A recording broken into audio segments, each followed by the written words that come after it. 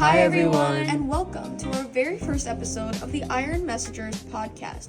I hope you all are having a good day, and I hope you all are ready to dive into fun facts and statistics about anemia. I'm Adarv. I'm Rebecca.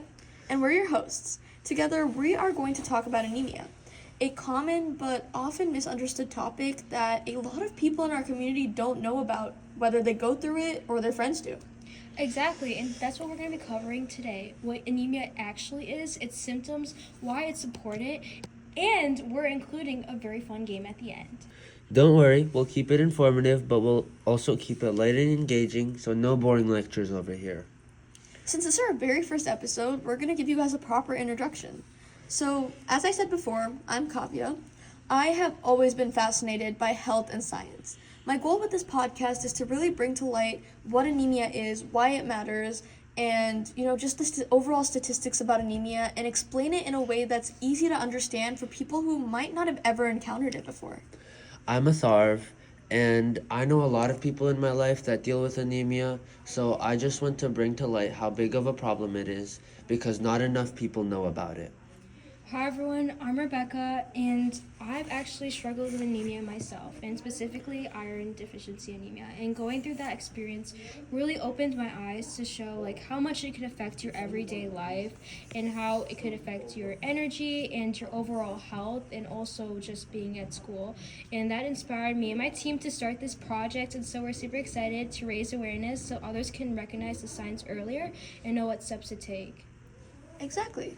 So between the three of us, I, Kavya, will explain the science, Rebecca will kind of bring the experience to light, and Atharv will, talk more about why it matters and the context in society, as well as keep it more relatable. Yeah, let's keep it natural and fun. Let's dive in. So exactly what is anemia? At its simplest, anemia happens when your blood doesn't have enough healthy red blood cells, or when those cells don't have enough hemoglobin. Hemoglobin is the protein that carries oxygen. Think of it kind of like a taxi. It picks up the oxygen in your lungs and it delivers it to all the parts of your body that need that oxygen. That includes your muscles, your brain, your organs, and if there's fewer of these blood cells that actually work and function, the rest of your body isn't going to get enough oxygen, and that's going to make it difficult to function, which is why many people with anemia get nauseous, tired, dizzy, and just don't feel their best every day. And anemia isn't just one thing. As I mentioned before, there's multiple different anemias. There's iron deficiency anemia, which is the most common, but there's also types like vitamin deficiency anemia, anemia from chronic diseases, and genetic forms like sickle cell anemia, which you might have heard of before. So it's more like a category than a single condition, right? Yeah. Some types respond really well to diet and supplements, specifically iron deficiency anemia, where you have to eat more iron-filled foods, but there's other ones that need specialized care and medical attention and not just dietary precautions. And it's more common than most people think. The World Health Organization estimates that about 1 in 4 people worldwide experience anemia at some point. That's like billions of people. Wow, that's huge. So that's not just a minor inconvenience. Definitely not. And some people may have mild anemia without even realizing it. They push through fatigue or dizziness, think it's just stress or lack of sleep. Let's talk about what anemia feels like. Common symptoms include fatigue, weakness, pale or yellowish skin, shortness of breath, dizziness, cold hands and feet, and even headaches.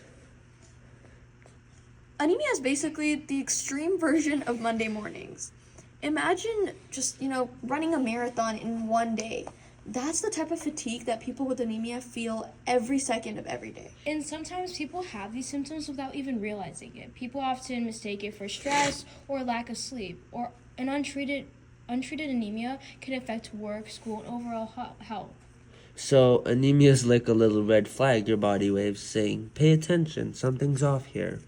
Exactly, and the way that you treat it depends, like I said before, on the type of anemia that you actually have. If you have iron deficiency anemia, it's mostly treated through supplements and changing your diet, which is the main one that a lot of people think about. Eating more iron. Vitamin deficiency anemia will require vitamins to get that deficiency up. And then Genetic and chronic forms like sickle cell anemia require medical management and talking to a doctor. Okay, so now for a fun segment, I'm going to be questioning my teammates here since I'm very well educated in anemia. So here's how it works. I'll read a statement, and Kavi and Atharv are going to have to guess if it's true or false. Listeners, please play along too. Are you guys ready? I'm ready. I'm ready to. Okay, so our first statement says, if you're anemic, the best cure is to just eat a big steak and drink orange juice. I think that's false. Agreed. That can't be true. Correct. While iron-rich foods can help with iron deficiency anemia, my dad makes sure, for personal story real quick, my dad makes sure I eat all my meats for sure when I'm iron deficient. But not all types of anemia are diet-related. Some require supplements or medical care. So next statement, anemia can make you crave chewing ice. Oh, yeah, I've definitely heard that one. I think that's true. Wait, how can anemia make people want to chew ice? It's actually true. This craving is called pagophagia, linked to iron deficiency anemia. Chewing ice may increase alertness when iron is low. So have you experienced this before, Rebecca? Yes. I actually had a big craving of ice, and I just thought it was normal, but it was actually a big sign that I was anemic. So you could definitely catch me with my ice. But right now I'm on anemic ice. Okay, final statement. You can't donate blood if you're anemic. I think that's true. Blood donation centers check iron levels first, right? I don't think that's true. Well, guys, you guys are correct. You can't donate blood because you are not allowed to. You don't have your blood is not what other people want, and I personally was not able to donate blood because I would actually pass out. So, to recap, anemia is when your blood can't carry enough oxygen. It's common. It could seriously affect health and daily life. We've talked about the symptoms, real life impacts, and we've even busted some myths along the way. And we learned that chewing ice can actually be a sign of anemia. Well, I knew that, but maybe some other people didn't. On our next episode, we'll focus on iron deficiency anemia, the most common type, and explore treatments and prevention. And guess what? You'll get an interview with yours truly, me. Be sure to follow the podcast, like, and share so you don't miss our next episode and all the episodes to come. Thanks for joining us today. Stay curious, stay healthy, and listen to your body. It knows more than you think. Bye.